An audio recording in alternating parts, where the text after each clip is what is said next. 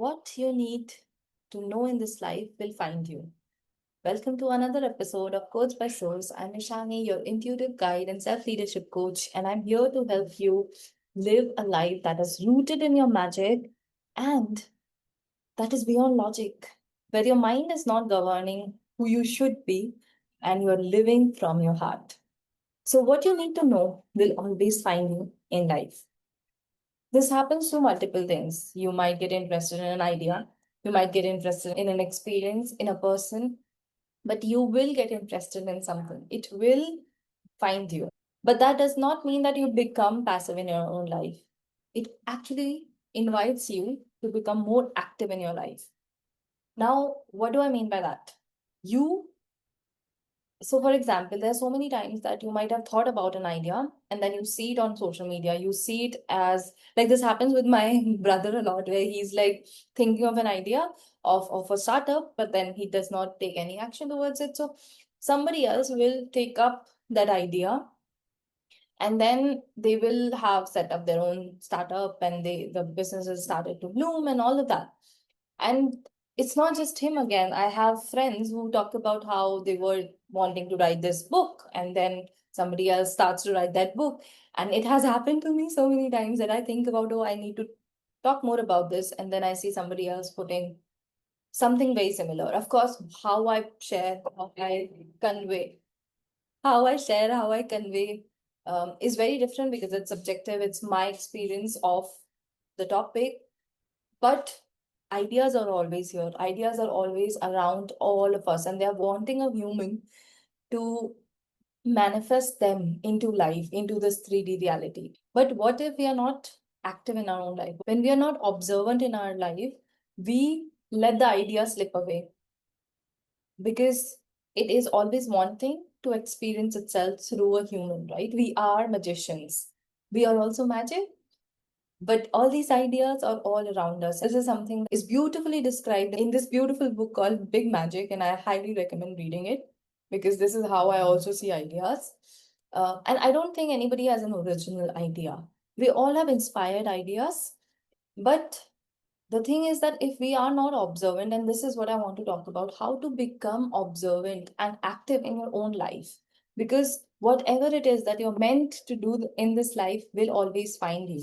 The problem with humans is that we are not willing to receive. There is this problem of receiving because we have not allowed ourselves to receive. We need to earn something, right? And if something comes to us magically, maybe in your morning journal, we realize that, oh no, this is too easy, right? But ideas come to you easily, although making that idea manifest will take efforts because we can't escape effort in this karmic earth. We need to do our karma, we need to take action. You will receive the idea if you are observant in your life, if you allow yourself to realize, oh, this is happening, this is not happening. Now, how to become an observant in your life happens through multiple things.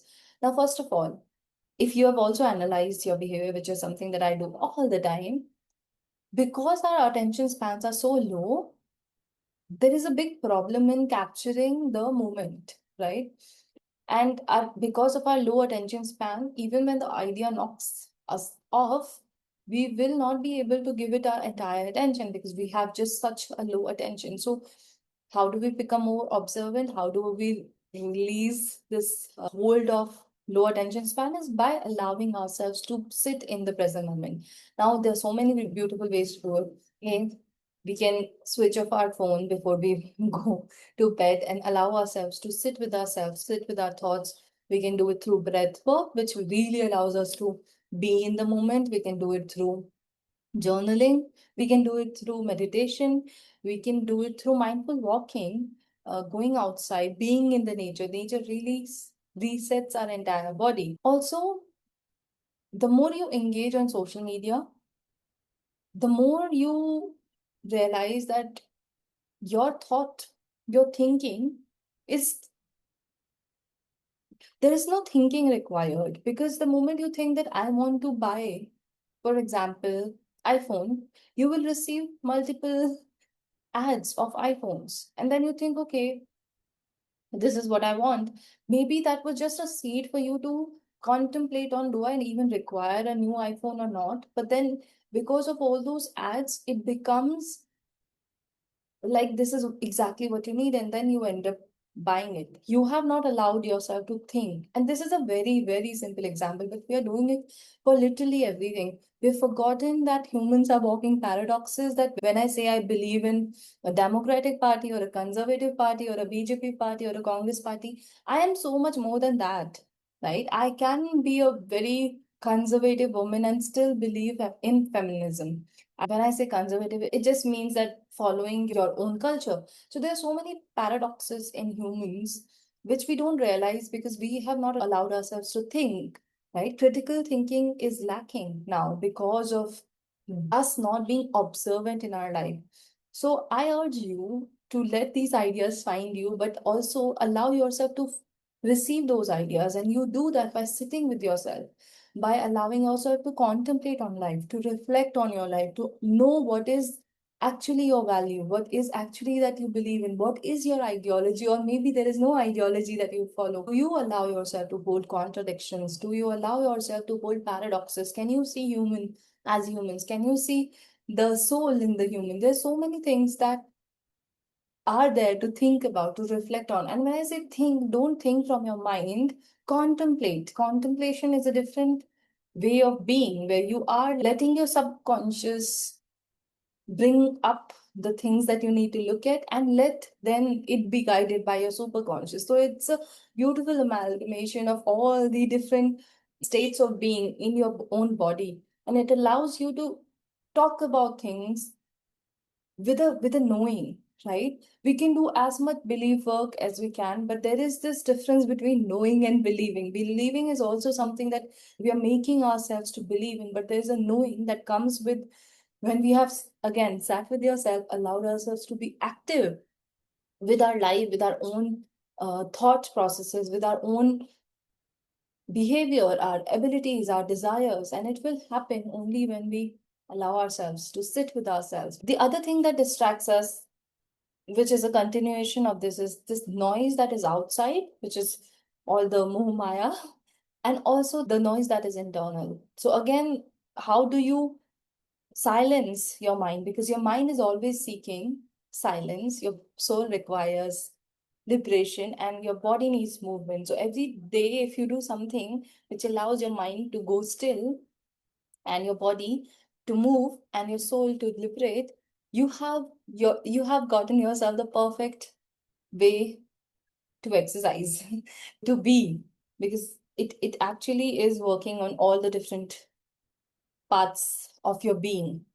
So the magic finds you. The ideas, these magical ideas that are all around, find you when you let yourself find yourself. The only way for us to go beyond logic is through magic. And beyond logic is only going to happen beyond mind.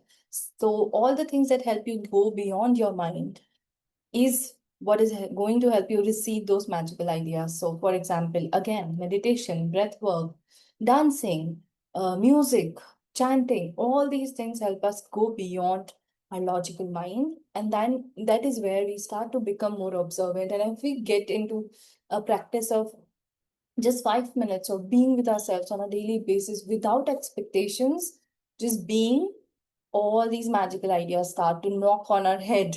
And then we can start to channel those because we are here to become a channel for divinity or the contradiction of divinity. Okay, so what are you choosing to do? Believe it or not, we have the choice. We have the choice to create the most magical life or the most logical life.